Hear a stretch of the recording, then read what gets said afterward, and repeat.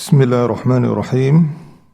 I just wanted to quickly go over a misconception that is commonly repeated from time to time.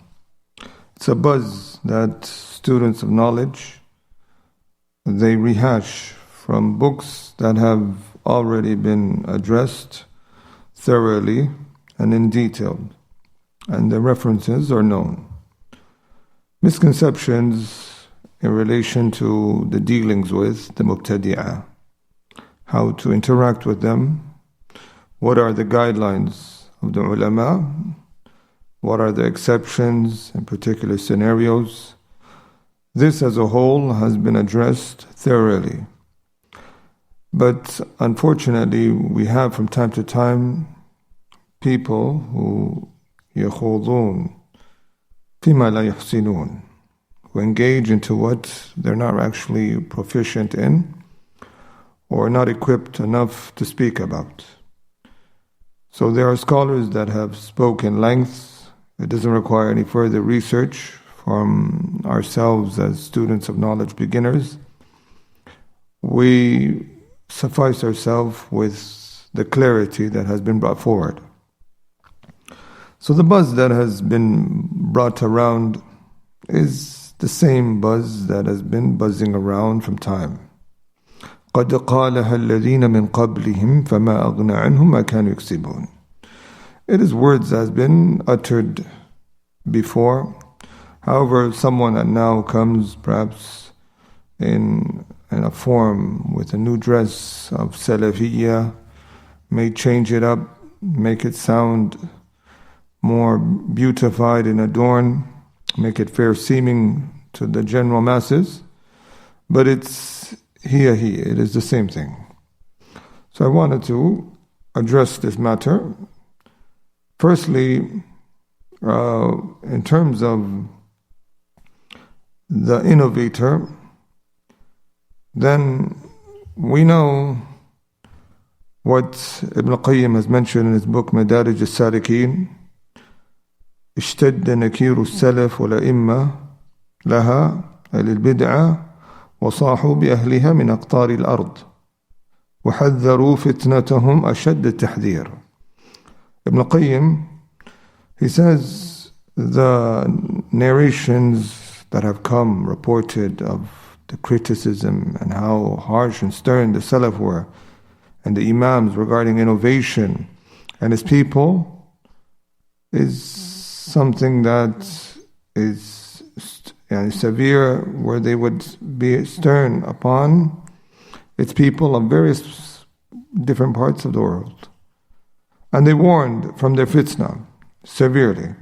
وَبَالَغُوا فِي ذَلِكَ مَا لَمْ يُبَالِغُوا مِثْلَهُ فِي إِنْكَارِ الْفَوَاحِشِ وَالظُّلْمِ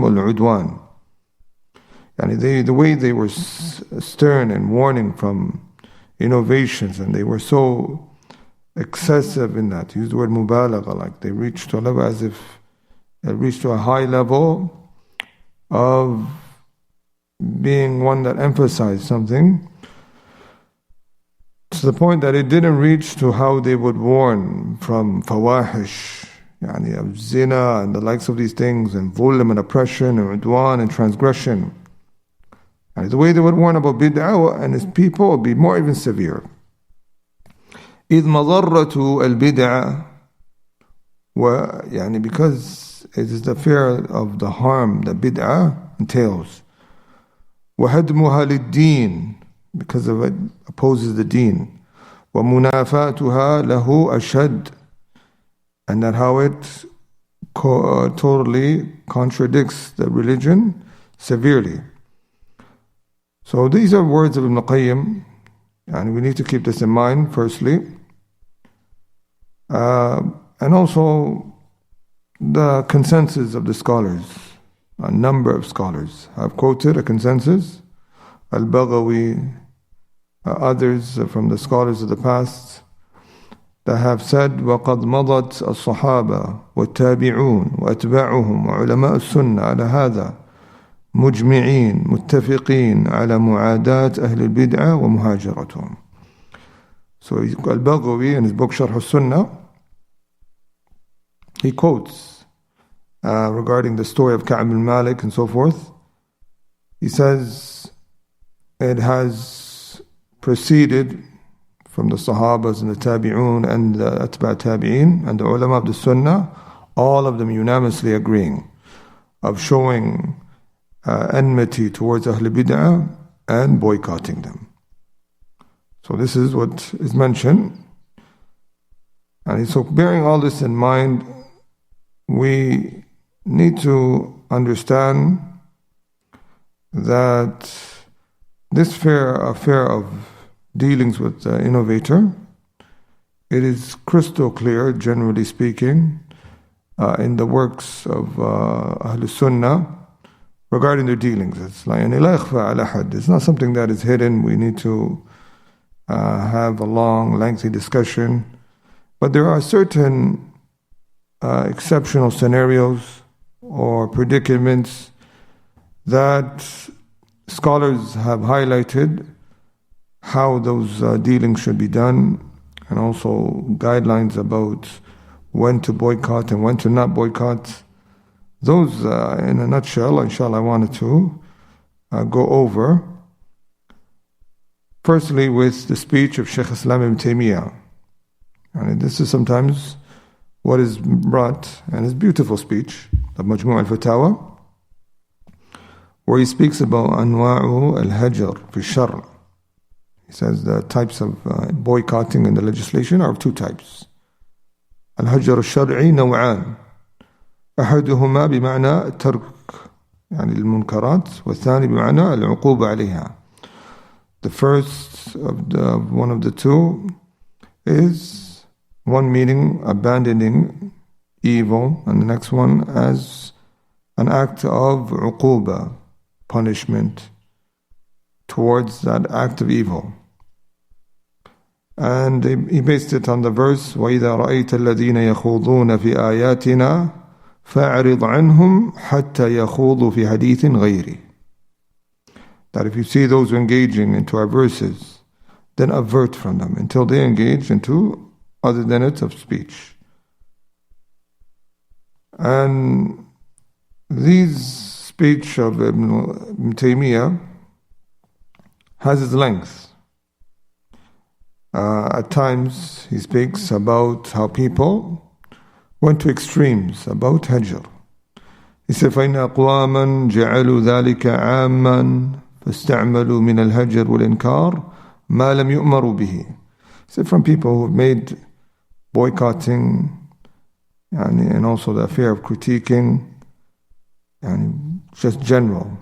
And they did it regarding that which was not commanded for them. فَلَا يَجِبْ وَلَا يُسْتَحَبْ. In scenarios where it was not obliged nor recommended. وَرُبَّمَا تَرَكُوا بِهِ وَاجِبَاتٍ أو مُسْتَحَبَّاتٍ وَفَعَلُوا بِهِ مُحَرَّمَاتٍ.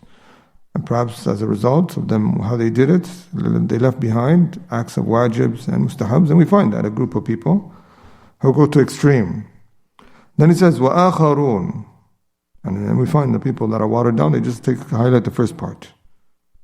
And they leave off this part. وَآخَرُونَ أَعْرَضُوا عَنْ ذَلِكَ بِالْكُلِّيَّةِ فَلَمْ يَهْجُرُوا مَا أَمَرُوا أو ما أمروا بهجره من السيئات البدعية بل تركوها ترك المعرض لا ترك المنتهي الكاره أو وقعوا فيها وقد يتركونها ترك المنتهي الكاره ولا ينهون عنها غيرهم ولا يعاقبون بالهجرة ونهوها ممن يستحق العقوبة عليها. So he says, and there's others who went to another extreme. And this is unfortunate. We find people now, they like to highlight one part of the words of Ibn Taymiyyah about boycotting. And they forget the other part. And there's others who totally ignored entirely the topic of boycotting, of the people of innovations. Or they perhaps left off innovations, but they didn't prohibit the people of innovations from what they're doing, nor did they boycott them for their actions of those who deserve it. فَيَكُونُونَ قَدْ ضَيَّعُوا مِنَ النَّهِي عَنِ الْمُنْكَرِ مَا أُمِرُوا بِهِ إِجَابًا أو استحبابا. So Ibn Taymiyyah, in the end of his speech, he says, وَدِينُ اللَّهِ وَسَطٌ بَيْنَ الْمُغَالِ فِيهِ وَالْجَافِي. The deen of Allah is in between the two extremes. Why do you highlight one extreme and then you yourself falls into the other extreme and leaves off this huge segment of the speech of Ibn Taymiyyah? These are the people, and sometimes they take يطيرون بكلام عالم. They take a speech of a scholar and just take from his speech what coincides to support themselves and justify their actions. And they leave off a huge factor of his speech that will put his speech into context. So the speech of Ibn Taymiyyah, it has its importance. It's to be accepted. And Hamoud al-Tawajiri and his book Tuhfat al-Ikhwan and other scholars, and also the ulama of Najd and Durus Saniya, they commended or they highlighted the speech of Ibn Taymiyyah and followed it up with praise. So there's nothing wrong. And then when you look in their actions, it coincides. They had the balanced approach.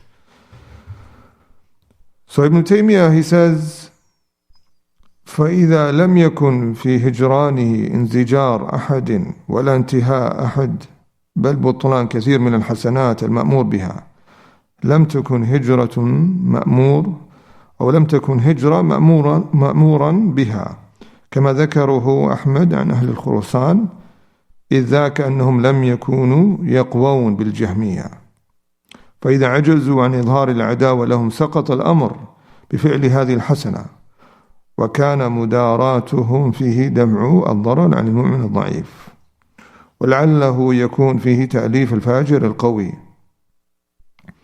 So these are the words of Ibn Taymiyyah from also Majmu' al-Fatawa, same volume 28, that if there is no benefit in terms of the person who you're boycotting is not being reprimanded by such boycotting and by cutting him off, or no one is refraining, rather it is just a disaster in terms of the good deeds that are commanded, then boycotting in this scenario is not commanded.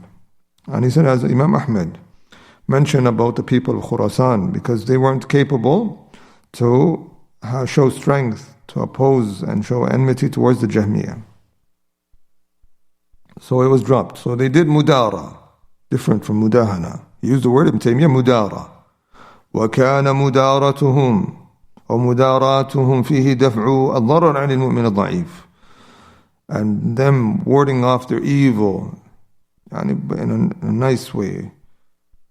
Not compromising. Mudahana is to compromise, to sugarcoat, to resign from your deen of certain things.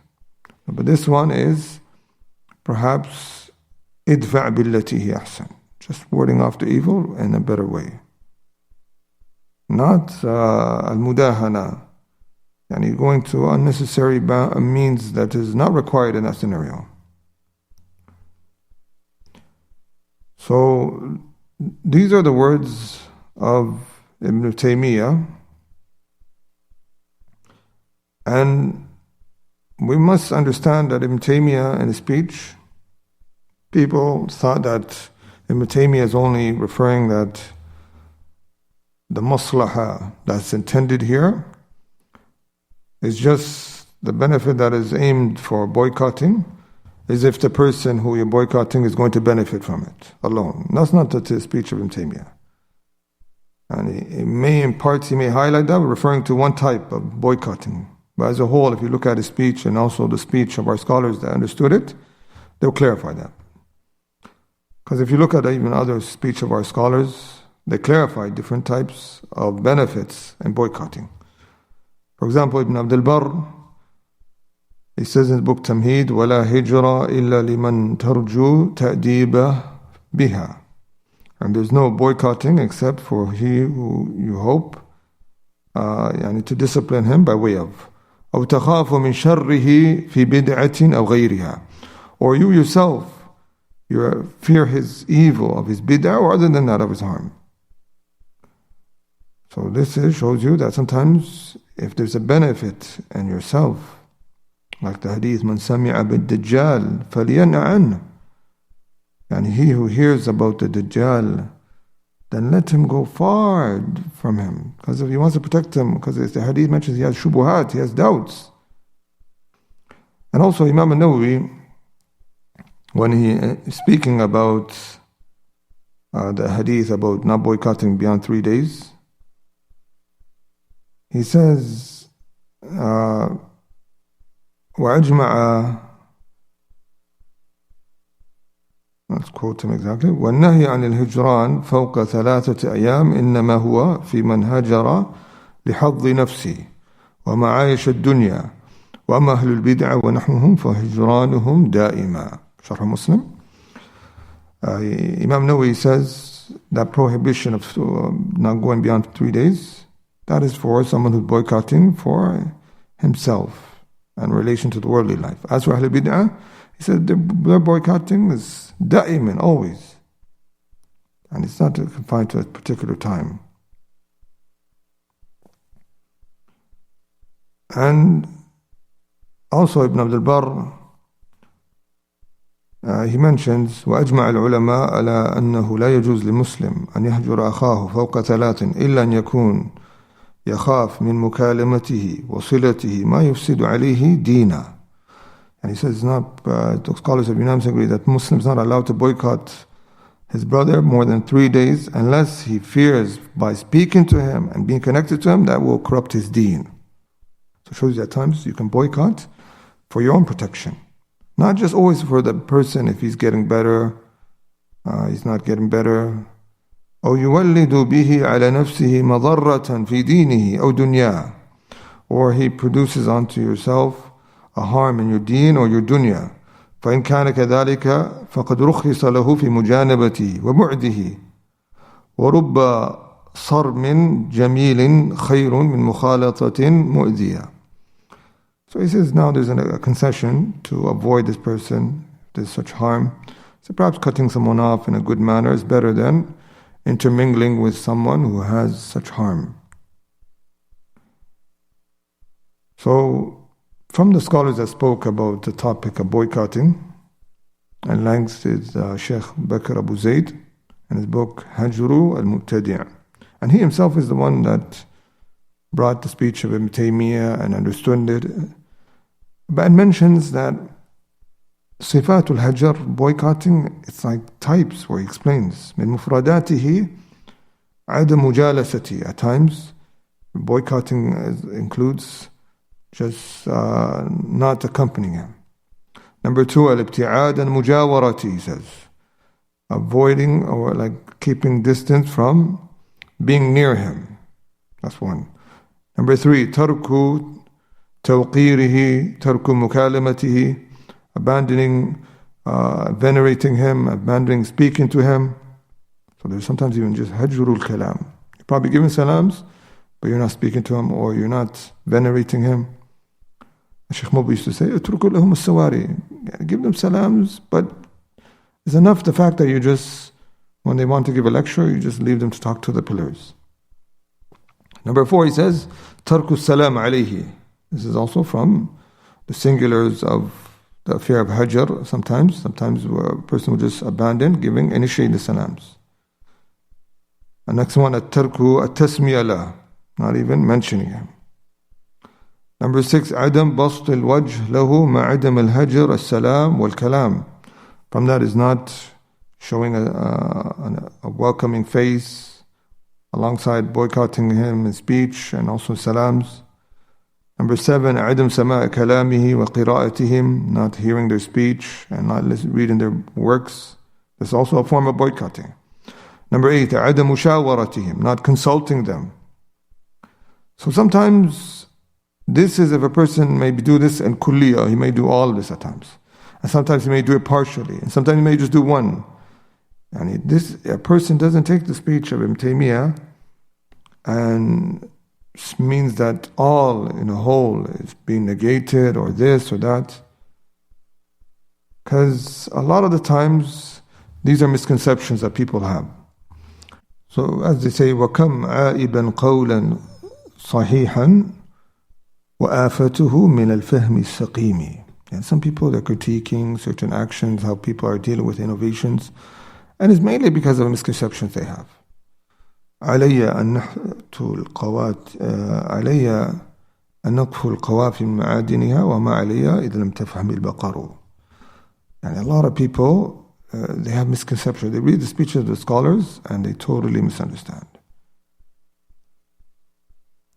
Also, the topic of this affair is crucial because the Prophet ﷺ says in hadith, الْمَرْءُ عَلَى دِينِ خَلِيلِهِ فَلْيَنْظُرْ أَحَدُكُمْ مَنْ يُخَالِلُ. A man is on the religion of his companion. Look to him who he accompanies. And then when you see the Salaf, Ibn Abbas, لا تجالس أهل الأهواء فإن مجالستهم ممرضة. Do not accompany the people of innovations. So really, they're sitting alongside them is sickening to the hearts. And some of them say, لا تجالس أصحاب الأهواء ولا تجادلوهم ولا تسمعوا منهم. So the general warning is there. Do not argue with them, don't listen to them. So a person needs to really need to understand where the exception lies, because these are general instructions by the Salaf Salih. He can't just put them all aside. He needs to really understand where these exception lies, where people could perhaps be in certain scenarios with Ahl Bid'ah or certain dealings and interactions. So a misunderstanding in this regards is very critical. So I wouldn't allow any speaker to speak about this and just to take from them. You really need to see if he's putting the speech of the scholars into context. So Shaykh Salih al-Shaykh and his book Sharh Lum'at al-I'tiqad, he said من السنة هجران أهل البدعة ومباينتهم وهذا هو الذي كان أئمة أهل السنة يوصون به من عدم غشيان المبتدعة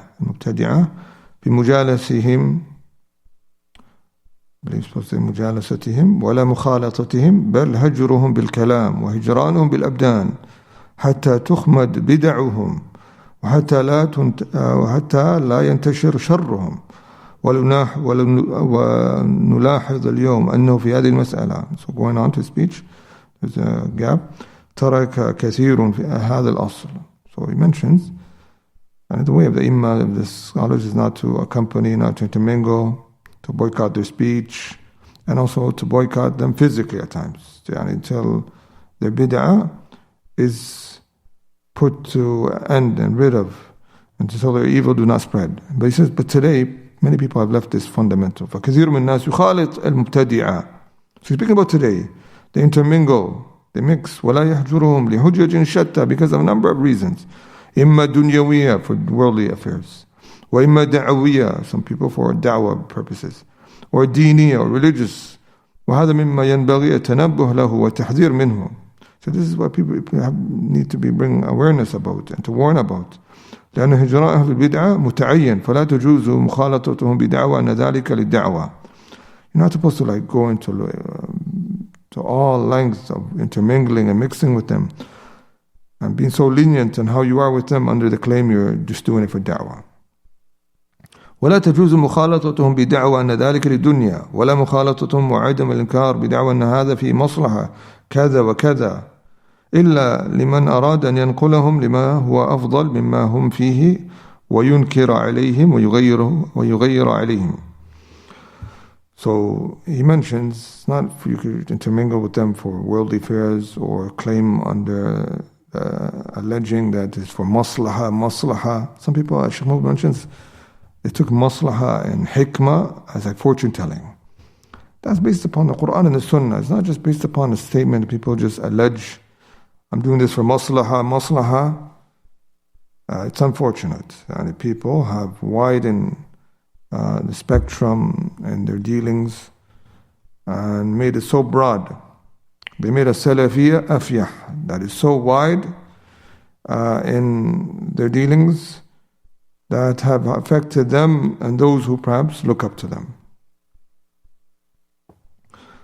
So just wanted to point out that this topic, a person needs to be really sincere and needs to avoid what will bring harm to the people at large, especially as a da'i, student of knowledge. When he comes out and he says these words or in his dealings, he needs to be really considerate. Some people nowadays, they just keep saying there's maslahah, and the maslahah is in themselves. And if they're looking at their own maslahah, getting a bigger crowd, bigger numbers, bigger views. But in reality, the mafsada, if he really weighs the pros and cons, it outweighs that, where all those people assume that that place you went to or those people that you were with and the way you were interacting with them, they're now good. So your maslahah is perhaps small in comparison to the amount of harm that came about of it. So some of these people who always speak about the maslahah, they are referring a lot of the times to the maslahah that is narrowed and restricted to them mainly, and them going about and being free. This is what they look at sometimes, unfortunately. So a person also should look at a bigger picture. Is there anyone going to get confused? Is there people? How is it going to be in the long run? And he has bu'dun nadar. He should assess it. So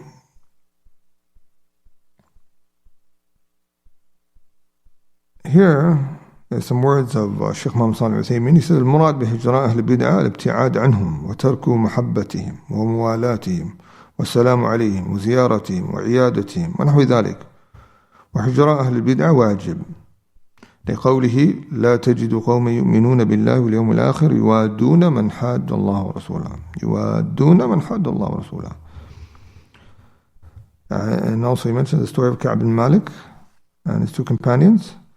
So avoiding them, that's what I mean of boycotting, avoiding loving them, meaning accordingly due to what they have of innovations and their muwala, showing them allegiance according to their fare, and avoiding salam upon them, visit to them, iyada. So there's a huge meaning to it. There's a huge meaning to it.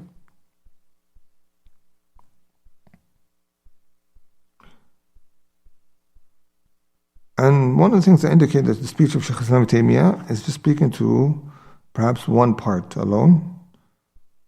Because he says in his speech, وَأَمَّا إِذَا أَظْهَرَ الرَّجُلَ الْمُنْكَرَاتِ وَجَبَ الْإِنْكَارَ عَلَيْهِ عَلَانِيَةً وَلَمْ يَبْقَ لَهُ غِيبَةً وَوَجَبَ أَنْ يُعَاقَبَ عَلَانِيَةً بِمَا يُرْضِعُهُ عَنْ ذَلِكَ مِنْ هَجْرٍ وَغَيْرِهِ فَلَا يُسَلِّمْ عَلَيْهِ وَلَا يُرُدُّ عَلَيْهِ السَّلَامِ.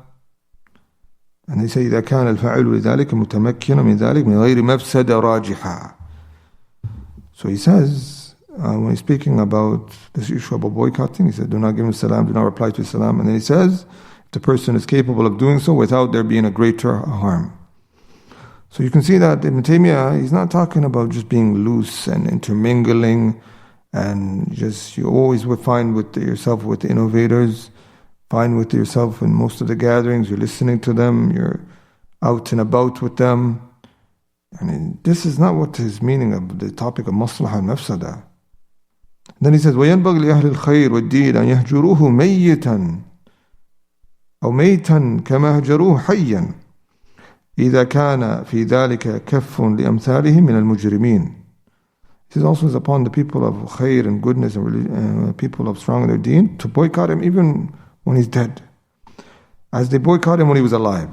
So, and if there's in that way to ward off evils of people of his likes, of other criminals. That's what he uses words. فَيَتْرُكُونَ تَشْيِيعَ جَنَازَتِي. They don't perhaps attend his janazah. So this is regarding people who present out fujur, wrongdoing, sin, any of these general speech, that's what Ibn Taymiyyah is speaking about, of ma'asiyah and also of innovations. And yes, Ibn Taymiyyah, he distinguished between, he said, اختلف باختلاف الهاجرين أنفسهم في قوتهم وضعفهم وقلتهم وكثرتهم. It varies from one place to another based upon their strength, their weakness. All of this has to be considered. All of this has to be considered with no shadow of doubt, and this is what the scholars have mentioned. I wanted to play some speech of the scholars, but I wanted to first point out some words of Sheikh Rabi' long ago when he was speaking about the speech of Ibn Taymiyyah. He says, when he was asked about this, he said, let me quote him exactly, inshallah, with the English translation.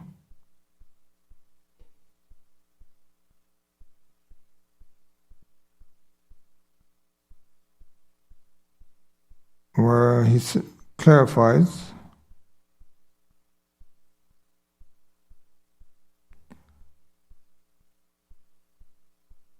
that فهل الشباب وصلوا إلى هذا المستوى؟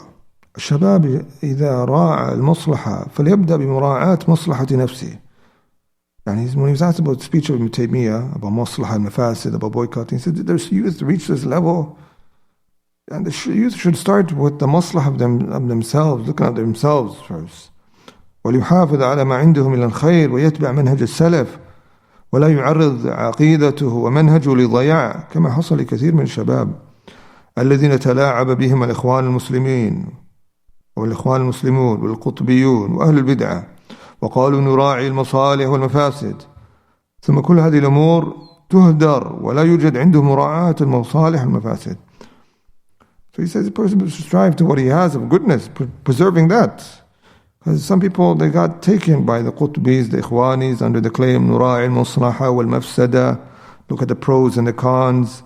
And at the end, in the long run, he said that goes out the window. You don't say no maslahah with them, no mafsada with it. Just they're confused at the long run. And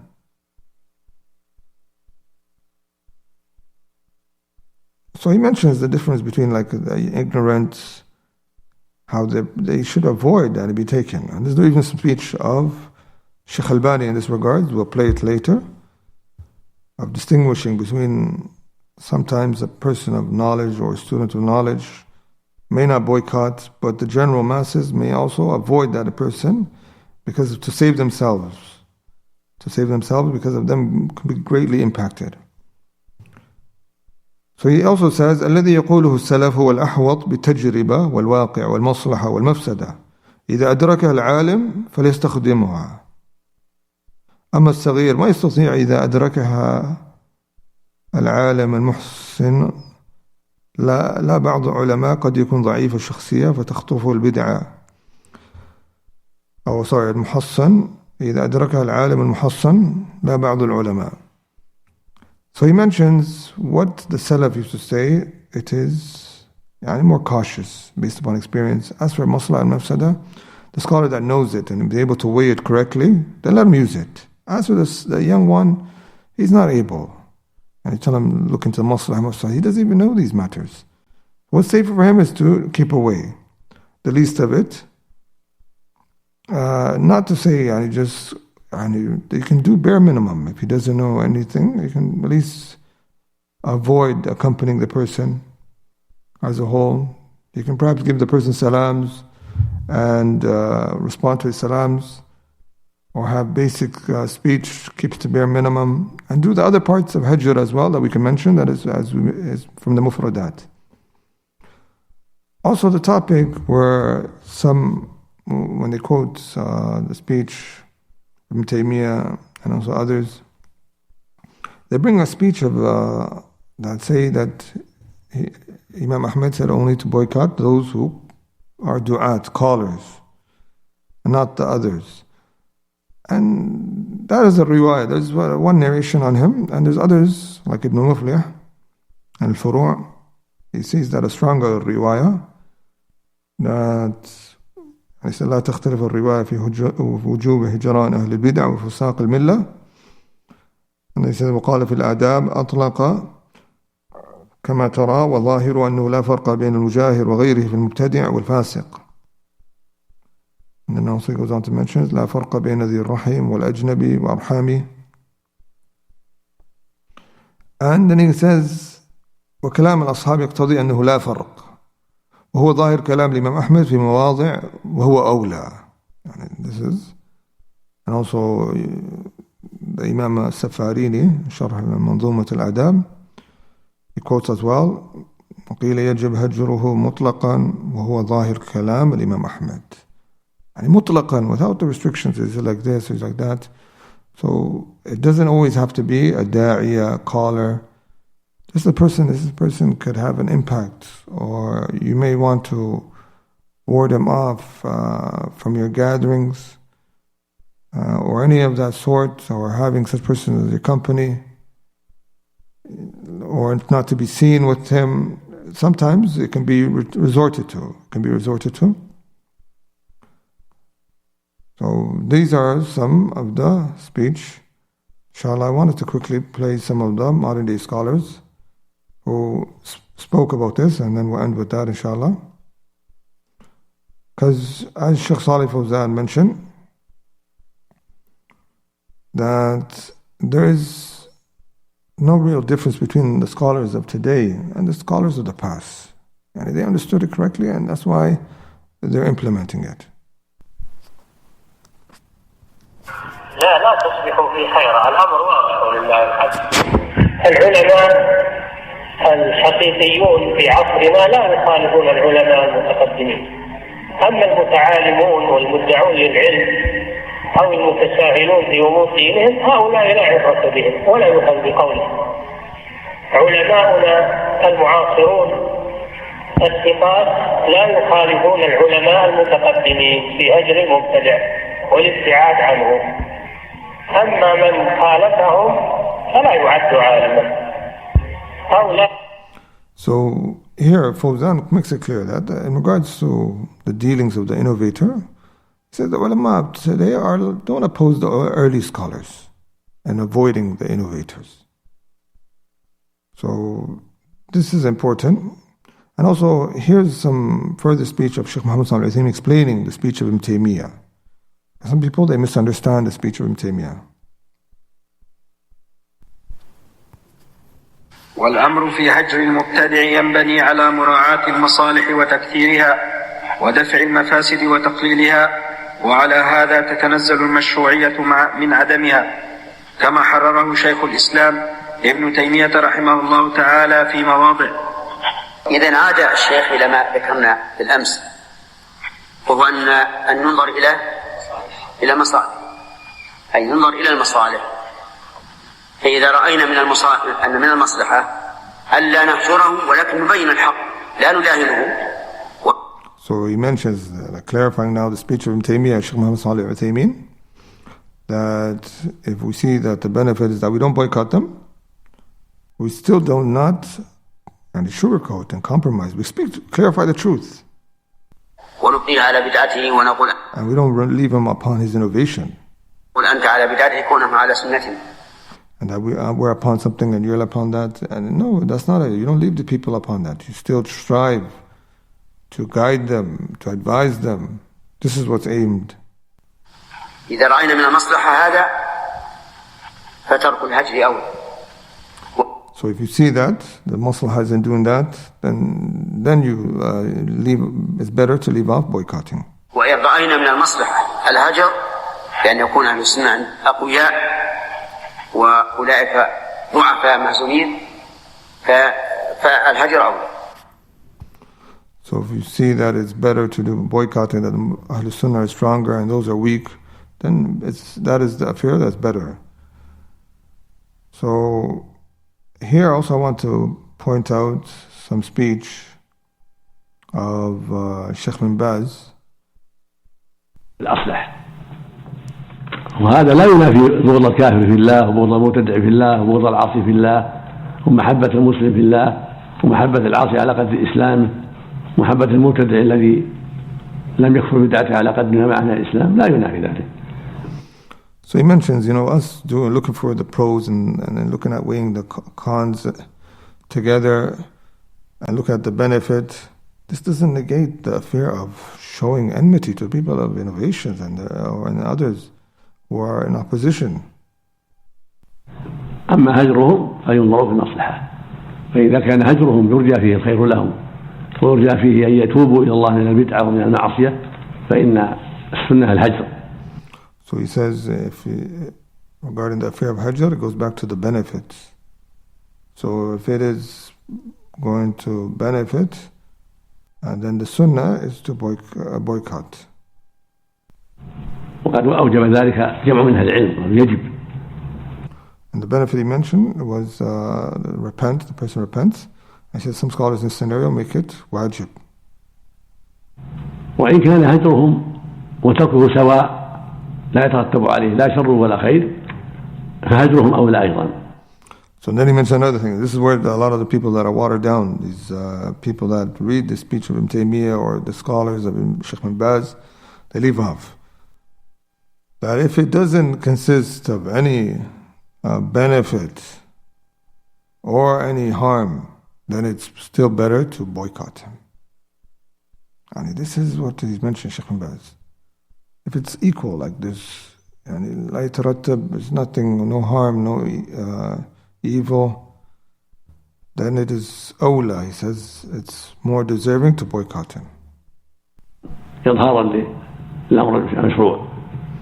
To make manifest the affair that's legislated. وإبانة لما يجب من إظهار إنكار المنكر فهجرهم في هذه الحال أولى وأسلم وحتى يعلم الناس خطأهم وغلطهم. He says, going on to speech, so people can come to know the person's errors. And he says also it's aslam, it's more safer. الحالة الثالثة أن يكون هجرهم يترتب عليه مفسدة وشر أكبر فإنه لا يهجرهم في هذه الحالة. So now he's mentioned the third type of boycotting scenario, that it leads to a greater harm. Then here you would not boycott. إذا كان هذا مبتدع إذا هجر زاد شره على الناس وانطلق. His evil will increase upon the people. Then he says here you would not. انطلق في الدعوة إلى البدعة وزادت بدعه وشروره واستغل الهجر في دعوة الناس إلى الباطل فإنه لا يهجر. And he will take advantage of the fact that you're boycotting him for his own way of increasing his falsehood. Then you will not boycott. يهجر بل يناقش ويحذر الناس منه ولا يكون الناس عنه بعيدين حتى يراقبوا عمله وحتى يمنعوه من التوسع في بدعته وحتى يحذروا الناس منه وحتى يكرروا عليه الدعوة لعل الله يهديه حتى يسلم الناس من شر. And then here's the beginning of the question. أخونا يسأل سؤال ويقول متى تجوز مقاطعة المبتدع ومتى يجوز البغض في الله وهل تؤثر المقاطعة في هذا العصر؟ المؤمن ينظر في هذه المقامات بنظر الإيمان نظر الشرع نظر التجرد من الهوى فإذا كان هجره للمبتدع وبعده عنه لا يترتب عليه شر أعظم فإن هجره حق وأقل أحواله يكون سنة. So he mentions that is based upon the benefit, the pros in the matter. But he says if it doesn't lead to something greater in harm, then it is this affair you boycott. And he says the least of the matter is that you can say it's sunnah, and if it doesn't lead to a greater harm. And here's some speech of Sheikh Salih Usaimi that I want to share about how people become lenient with the affair of boycotting today. ثم ذكر منها هجر المبتدع ذكره أبو يعلى الفضاوي إجماعا أي ذكر الإجماع على هجر المبتدع تأديبا له وتعنيفا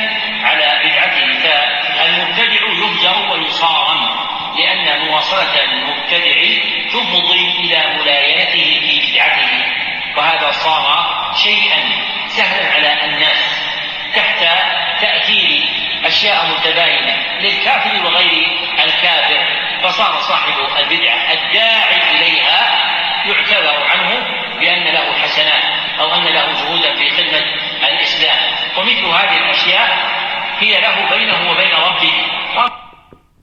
So Sheikh Saleh Al-Uthaymeen mentioned that some people nowadays, they became lenient about this principle that the scholars have quoted a consensus about boycotting a da'i, an innovator, under the claim that he has some good, he's doing some good in the, perhaps in the community, or he has some hasanat. He said these hasanat is between him and Allah subhanahu wa ta'ala. But this is something he's mentioning, and then he also goes on to say, هذا بينه وبين ربه عز وجل. وأما الناشئ أو الشباب فيحذرون من استماع كلامه ومن الأخذ بما يقوله في محاضراته، وينفرون من ذلك أشد التنفير وقاية لهم وحماية لهم من شره وضرره.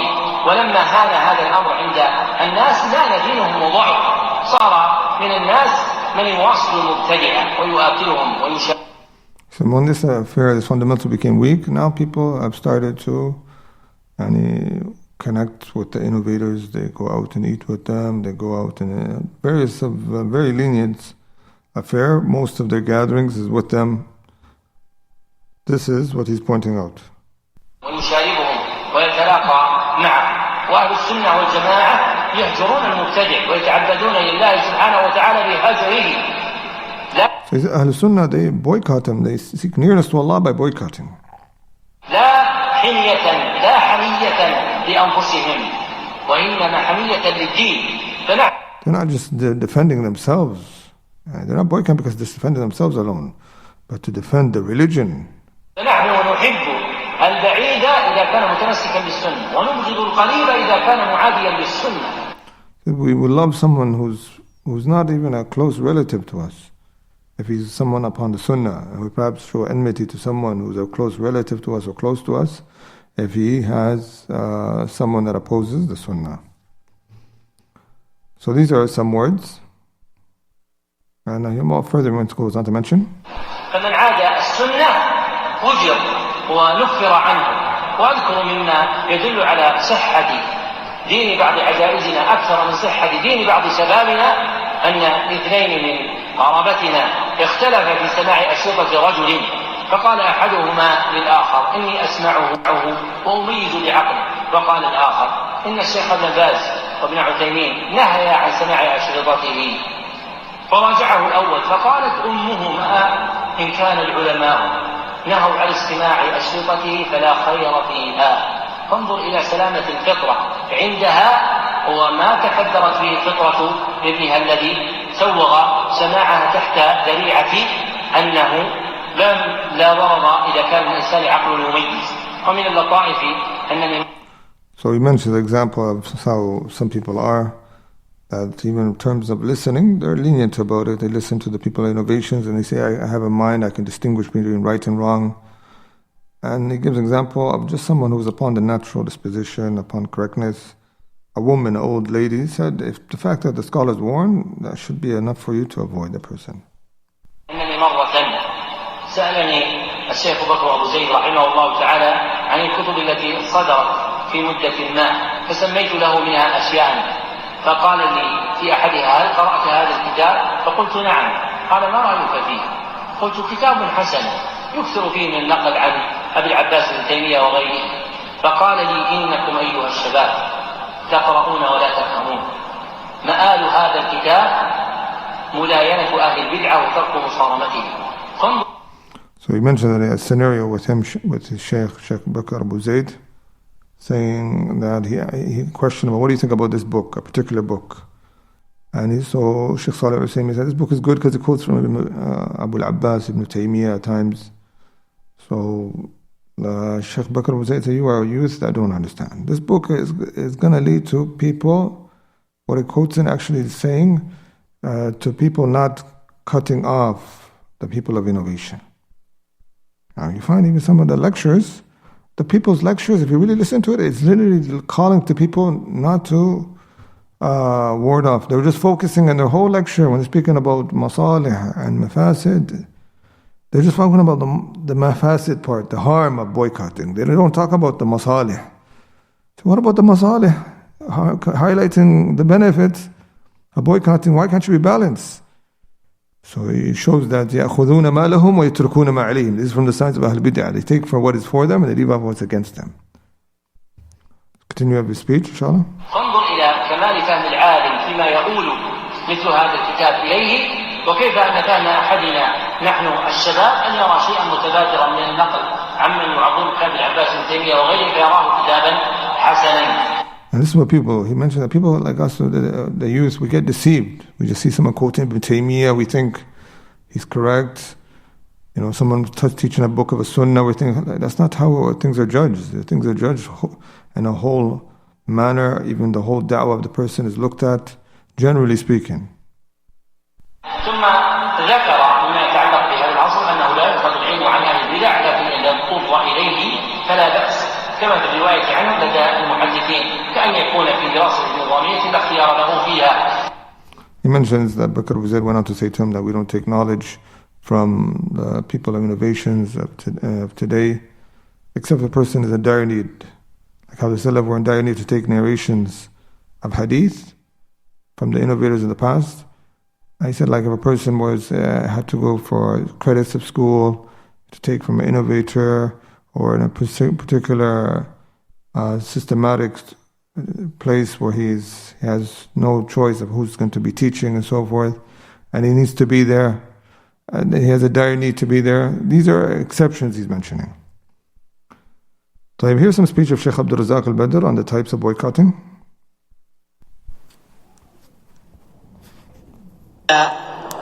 الهجر يجوز للإنسان إذا كان قصده به حفظ دينه، إذا كان قصد بذلك أن يحفظ دينه، كأن يكون على صلة برجل ثم يبتلى ذلك الرجل بأنواع من البدع والأهواء والشبهات، فيخشى الإنسان على نفسه منه ومن شبهاته ومن أهوائه وضلالاته فيهجره حفظا لدينه. So he mentioned the first type of hajr, Shaykh Abdul Razak al-Badr, is that a person will boycott to preserve his own religion, because the person sees they have doubts. So sometimes these people, they always talk about the maslahah of the person that you're boycotting, and if he's benefiting, but they forget about also this part that has its own section alone. Preserving your deen. If you see a lot of doubts from this person, you may boycott, and there's levels of that boycotting. Perhaps you may give him salat but not talk to him, or perhaps you talk to him but not engage with him or attend his classes, so on and so forth. واتقاء لشبهاته وضلالاته وبعدا عنها، فيكون المقصد به حفظ الدين، أن يحفظ الإنسان دين نفسه، أو أن يهجر الشخص لزجره كنوع من الدواء والمعالجة. Now he mentions the second type, and this is where some of the people just thought hajr is only, but this is one type of it, which is to boycott as a cure, as a remedy to the person who deserves that boycotting, to cut him off as a way to guide him, to show him that he's wrong. إذا وجد شخصا دخل في بدع أو أهواء فهجره لتأديبه، ولهذا قيل الهجر للزجر، ويكون هذا الهجر ممن بهجره تأثير على من يهجره، كأن يكون عالما له مكانته أو نحو ذلك. And this is where he's talking about if he's able to have an impact. And this is where they talk about strength and weakness and numbers.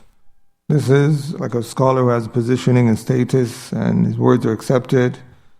So this is the type where they're really highlighting. بأن يكون له تأثير على من يهجره. ولهذا قال العلماء أنه يراعى في هذا الباب مصلحة الدين ومصلحة المسلمين، فإذا كان الذي ينفع دواء للخاطئ أو الغالط الهجر يهجر، وإذا كان الذي ينفع القرب منه تلطف به ودعوته بالحسنى أيضا يصار إلى ذلك، لأن الهجر الذي يراد به الزجر نوع من العلاج، والعلاج يصرف للإنسان بحسب حاله وتأثير الدواء فيه، فينظر إلى قاعدة الدين في جلب المصالح ودرء المفاسد أيضا. So from the speech of Sheikh Abdul Razak Badr is that being that is based upon pros and cons, you will look this particular type of that is done for discipline. You will look at times, perhaps you will see that maybe being kind or giving him da'wah and approaching him will be of more benefit. So this is how medicine is. Sometimes it has different approaches to it.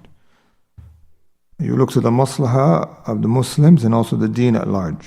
What is of the greatest of benefit? Here's some, for those who usually misunderstand the speech of Albani and say there's no boycotting in this era. We hear this from some people online. We want to show that there's a misconception. Here's Sheikh Albani. آنفا أنه وصل إلينا أن من عقيدة السلف الصالح الصلاة وراء كل بر وفاجر والصلاة على كل بر وفاجر. فالآن بيكون من التشدد أن نتخذ هذه الكلمات في تنفير الناس من الصلاة وراء هؤلاء الأئمة الذين قل من يكون فيهم على السنة، فتكون العاقبة أن يلزموا بيوتهم وحوانيتهم ويعطلوا جماعة المسلمين. هذا ينافي قولهم بأنه من العقيدة أن تصلي وراء كل بر وفاجر، ولكن يكون صوابا أن نحذر هؤلاء من مخالطة أهل البدعة وأهل التصوف لما ذكرناه آنفا من حديث ومن المثل الذي هو خلاصة الحديث الصاحب ساحب. So he mentioned Sheikh Albani, and this is where people misunderstand. Like sometimes you won't totally cut off or apply certain statements about not praying behind certain individuals because of the general concept of praying behind everyone, whether good or bad. And he says if we were to do this and looking that they are the majority of those who are perhaps leading the salawats and the masajids, people end up praying in their stores or in their homes. There'll be a harm now, mafsada. So he says sufficient that the people are warned from just not intermingling with them. That is sufficient. So when Sheikh Albani is negating one part, he's not negating entirely the other part. And this is another example of the speech of Sheikh Albani. في ذهن السامع ثم هات حتى يتأثر له عالم يتمكن من إزالة هذه الشبهة من نفسه. لذلك تكاثرت النصوص عن سلفنا الصالح من العلماء كمالك وأحمد وغيرهم أنهم كانوا يحذرون الناس كل التحذير من الجلوس مع أهل البدع، بل وكانوا يأمرونهم بمقاطعتهم خشية أن يتسرب شيء من شبهاتهم إلى نفوسهم. فهذا أظن جواب ما سألته. So you can see Sheikh Albani is not against the type of boycotting which is to save someone of being harmed, of shubuhat, or the part of just meaning perhaps not intermingling and being so within these people, the best of their company, always with them. This is what Sheikh Albani is pointing out. There's a lot of people that misunderstand. And also here's some speech of Sheikh Sulaiman al-Ruhaili on the different types of hijr. وأما بالنسبة إذا كان على بدع فإن أهل العلم يبينون أن المبتدع يهجر في الله عز وجل إذا كانت مصلحته في هذا. So the first type, from what the scholars have mentioned, he says, is that if you see the innovator, there's a benefit of you boycotting him. And for him, basically. وكذلك إذا كانت مصلحة الهاجر في هذا. The second type, if there's a benefit for you as the one who's boycotting and doing so. إذا علم الإنسان أنه إذا اقترب من هذا المبتدع قاده إلى البدع وأدخله في الحزبيات الضالة والبدع الضالة فإنه يبتعد عنه. So that type is like if he knows that someone, if he gets close to him, he's going to pull him into innovations or put him into hizbiyah and so on and so forth, then he should avoid. ويهجره ولو كان قريبا لأن الدين أعظم. And even if this person is a close relative, because he said the deen is greater. أعظم. وكذلك إذا كانت مصلحة المسلمين تقتضي أن يهجره مثل أن يكون الإنسان ذا مكانة فلا. So he mentioned the third type, that if the huge benefit for the Muslim at large is that you boycott this person, looking at the greater benefit, the bigger picture for everyone, such as a person who has an impact or status in the community. فلو لم يهجره يغتر الناس ويقولون لو كان في شيء ما جاءه فلان. Like this is where a person, for example, if he were not to boycott and not to go to them, people would say, look, if there was something wrong with this masjid or this place, he wouldn't have come. So if he sees that happening, then for the greater benefit of the Muslims, he would boycott. This is another type he's mentioning. من أهل الخير وهنا يهجره. والأمر الرابع إذا اقتضى إعزاز السنة ذلك فإن إعزاز السنة شأن عظيم. And also in scenarios where if it's done to just raise the banner of the sunnah and to magnify and to venerate the position of the sunnah, you do it. So these are from the types, and also here's some words of Sheikh Salih Fawzan regarding boycotting sinners and innovators and the difference between the two. Inshallah, because some is confused at times. There is some slight differences. الهجر على قسمين: هجر العصاة الذين لم يبتدعوا وإنما عندهم مخالفة معصية دون البدعة، فهذا يهجر بقدر ما يردعه، فإذا تاب فإنه لا يهجر إذا كان في الهجرة، إذا كان في الهجر مصلحة وهو أنه يردعه ويؤثر عليه. أما إذا كان هجره لا يزيده إلا شرا فإنه لا يهجر ولكن يناصح.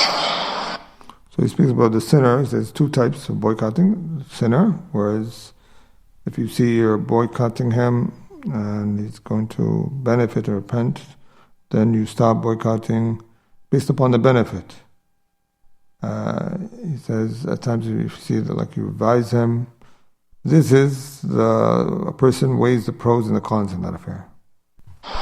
ويستمر معه في المناصحة. هذا بالنسبة للعصاة. وأما المبتدع فإنه يهجر هجرا قاطعا حتى يتوب إلى الله عز وجل. نعم، في فرق. So he mentions that's why it's always that you cut them off, always until they repent. This is meaning that at times where a person sees he's going to be affected, he always keeps far from such people. This is perhaps what the Sheikh is referring to. فرق بين المبتدع والعاصي. نعم. يقول فضيلة الشيخ وفقكم الله. فلو كان قريبا يهجر ولو كان قريبا، المبتدع يهجر ولو كان قريبا. لا تجد قوما يؤمنون بالله واليوم الآخر يوادون من حاد الله ورسوله. وأما إنك تحسن إليه بأمور الدنيا والمعاملة الدنيوية هذا لا مانع. أما أنك تحبه أو تواليه هذا لا يجوز. So the innovator is boycotted even if he's a relative. But he says, as for you being good to him for worldly affairs or just to the kinship, then that is allowed. But for you to love him and show allegiance, then that is not allowed. And this is what the Sheikh is pointing out. Lastly, here we have a few more clips and we'll end with that.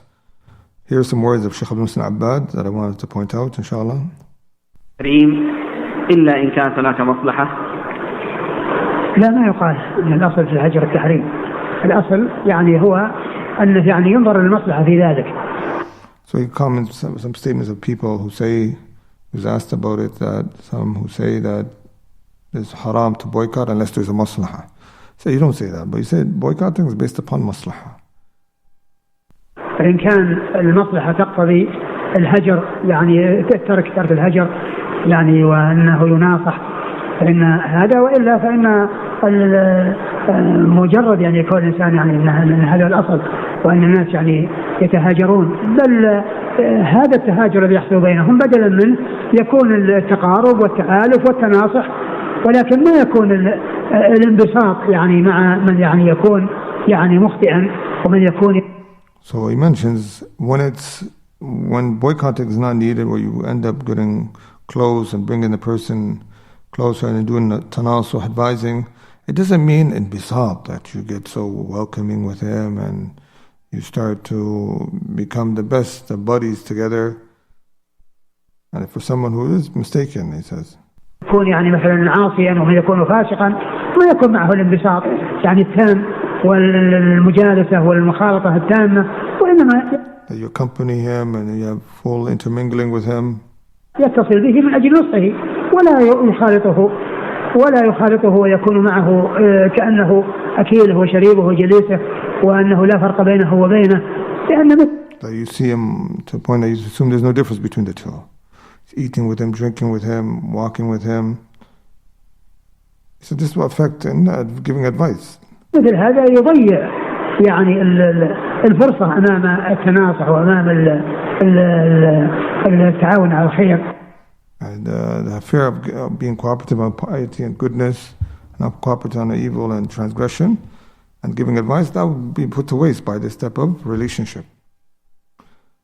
And lastly, topic of going to the masjid of Ahl Bid'ah, that type of dealings, because we find some people, they have some misunderstandings about this affair. I wanted to point out just a few clips of Sheikh Salih Fawzan about this, and then we'll end. وفقكم الله. هذا سائل من بريطانيا يقول: عندنا بعض المساجد في بريطانيا يأتون برجل على منهج السنة يدرس الناس التوحيد أو يلقي عليهم محاضرة عن التوحيد، ثم في اليوم التالي يأتون بصوفي أو أشعري يدرس الناس الصوفية أو الأشعرية. السؤال. So he's asked about a mosque in Britain, da'i on the Sunnah is invited to give a talk, but the next day a Sufi is going to come and give a talk. هل يجوز لهذا الداعية السني أن يدرس في مثل هذه المساجد؟ لا، إذا كانوا يخلطون بينه وبين البدعي والمنحرف لا يجوز له ذلك، لأنهم يتخذونه غطاء ويقولون حنا ندرس التوحيد ونحن نسمح للمحاضرات التوحيد. ما يصلح هذا خلط بين الحق والباطل. يشترط عليهم يقول أنا أدرسكم أو أنا أحاضر عندكم، لكن بشرط ألا تأتوا بمن هو يخالف ما أدعوكم إليه وأقول لكم. نعم. So here Sheikh Salih Fawzan mentions that this is where they're going to mix between both the haqq and the falsehood, and mix between him and the other person. And this is wrong, because they're perhaps doing so as a way to show the people that we accept muhadarat and tawheed, we allow you to teach, we're open. So he says he should put a condition that I won't come unless you stop allowing this type of person to give talks in your masjid. So this is one point that he mentioned. Also another clip of Fawzan. فضيلة الشيخ وفقكم الله، هذا سائل يقول، سائل من خارج هذه البلاد يقول: هل يجوز لنا أن نقيم المحاضرات والدروس في مساجد أهل البدع ونترك مساجد أهل السنة؟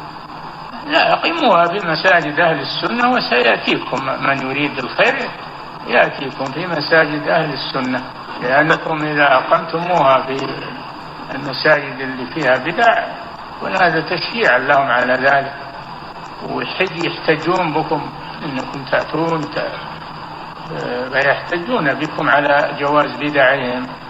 نعم. So a person was put that question forward about the person abandoning the Masajid of Ahl Sunnah and going to the Masajid of Ahl Bid'ah. So no, establish the Masajid of Ahl Sunnah and they will come to you, whoever needs to come to you. But go to them, perhaps encourage them of what they're doing. So this is another point Shaykh Salih was mentioning. Like a person really needs to weigh the pros and cons. If he sees that him going to this place, they're going to get further motivated and use you and to get encouraged by themselves, the person will suffice with the Masajid of Ahl Sunnah. And this is not a whole that Shaykh saying against it, because there is another clip, I'll play it for you. يقول فضيلة الشيخ وفقكم الله، يقول السائل: أنا من خارج هذه البلاد وأكثر المساجد عندنا تابعة لأهل البدعة، فهل يجوز لطالب العلم أن يلقي الدروس والمحاضرات والخطب في مساجدهم ومؤتمراتهم؟ وهل هناك شروط لجواز ذلك والقيام به؟ نعم، إذا مكنوه من ذلك أن يقول الحق وأن يبين، هذه فرصة له أن يتكلم، هذا وقت الحاجة ومكان الحاجة. نعم. So Shaykh Salih Fawzan mentions a scenario where a person goes to their lectures and gives khutbahs or the conferences. He said it's permissible if they give you the capability to say what you want, speak the truth, and to clarify. He said, this is makan al-haja, this is a time for need. So you can see that this going is different from how some other people go. The people that water down, they disregard all these principles. It's all the same. They paint everything with the same brush. No matter which place it is, the scenario. That's why there's criticism. And they try to compare themselves to when a Sunni goes to Masjid Ahl Bid'ah to give a talk, and how he perhaps does it. His da'wah is still mutamayyiz. The way he does it and the way he carries himself, he makes sure that there's no confusion. And this is what the person is looking at. Because you find people, they go to these places, they turn a blind eye, they compromise, they get every mosque to announce their programs and promote their speakers right before your talk. They use your lecture to introduce themselves to your audience, to your following. And perhaps you as a speaker, you go to every mosque, you never address their issues. Always about hard softeners, about things that as a whole is not really touching their issues. Or perhaps you don't sit down with them and really address them, or see any progress in these masajids. Or you find yourself not distinguished. People confuse you with everyone there. Or you're probably sharing a platform with your speakers, he's saying two pieces of wrong, and then you're just silent. This is what's happening. So not weighing the masalih and mafasid, painting them all with the same brush. And even some of them go there and they praise them and their organization. So this is an advice that a person looks into these principles and be sincere and know that we're going to be in front of Allah Tabarak wa Ta'ala. Al-Lajnat al-Da'ima, when they were speaking about Hajr, they mention that someone who conceals his bid'ah and doesn't call to it, and does not لا يحسن شيئا من ضلالاتها, doesn't praise his people, nor does he spread doubts, doesn't know anything of its misguidance, then this person yujalis, yusallim alayhi wa la yuhjar. You accompany and you give him salams and you don't boycott him. And this is what he mentioned of Lajmat al-Daima. The next one he says, من كان منهم داعيا إلى بدعته ومظهرا لها وكانت بدعته غير مكفرة فيجب بغضه بقدر بدعته كما يجب هجره وعاداته، وهذا مجمع عليه بين أهل العلم، فلا تجوز مجالسته ولا تحدث معه إلا في حال دعوته ونصحه، وهذه المجالسة إنما تجوز في حق العلماء خاصة. أما من لم يكن من العلماء فلا يجوز لهم مجالسة مبتدع ولا يسمع كلامه ولا يجادله ولا يقرأ ما يكتبه لئلا يقع في قلبه شيء من بدعته ولئلا يؤثر عليه بما يثير من شبهات بين الحين والآخر. So Lajmat al-Daima mentions the person who's a caller. You hate him according to his innovation. You don't sit with him, don't speak to him, except if you're doing da'wah or advising them. And he said this is the type of company that you do with them is for the ulama specifically. As for those who are not from the ulama, then they don't accompany the innovator, don't hear the speech, nor argue with them, don't read what they wrote, in order there's no doubts fall into their hearts of what they may spread from time to time. So these are the words of Lajmat al-Daima. We ask Allah subhanahu wa ta'ala to guide us all and to make us of those who follow speech and follow the best of it. الذين يستمعون القول فيتبعون أحسنه. سبحانك اللهم بحمدك نشهد أن لا إله إلا أنت ونستغفرك ونتوب إليك. جزاكم الله خيرا.